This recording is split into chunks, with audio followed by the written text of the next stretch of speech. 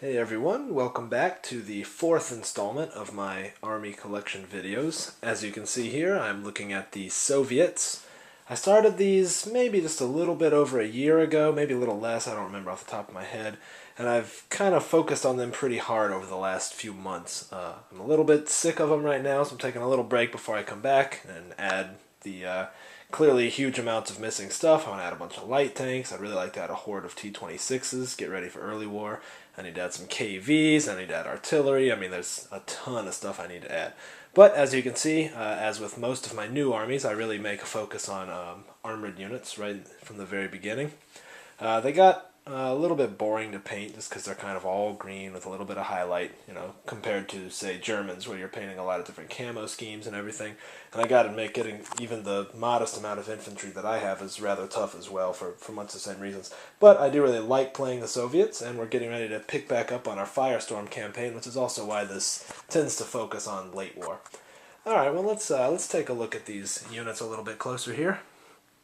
First up, as you can see, I have 10 IS-2s. Now these are actually by Gaming Models. I kind of got them, they're fairly inexpensive, I think they're $5 a pop. And I got them because I didn't plan on running IS-2s all that frequently, although you'll see in just a little bit I do have a Battlefront IS-2 that just blows these guys out of the water. But again, it's all about value and economy, so pretty happy with them. Don't see the table too often.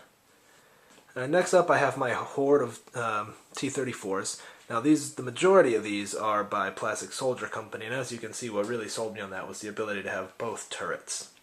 Now in the front there, that is a Plastic Soldier Company T-34 close to us, and then the Battlefront model for Commissar Didov next to him. I typically use him as my battalion commander.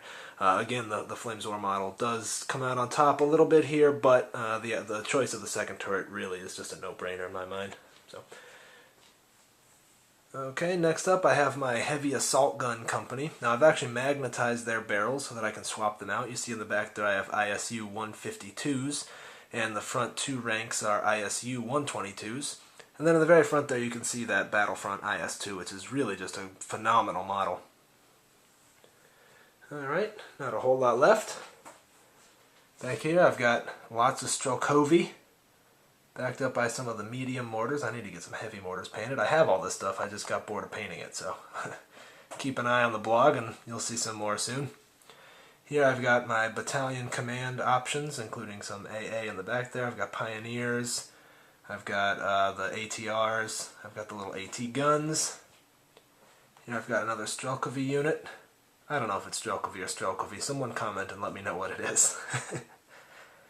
Here I've got some more Gaming Models Stugs. They are my decoy tanks that I use quite a bit. I'm really fond of that little unit. I'm actually about to start painting up some Panthers to use for decoys. Behind them I've got Flamethrowers. Behind them I've got Scouts. They're for both mid and late war, that's why they have the Commissar option.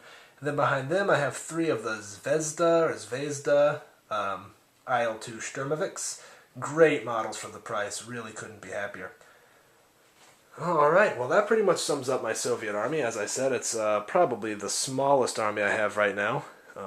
Looking forward to rounding it out, and hopefully I'll have a much larger horde the next time these videos are produced.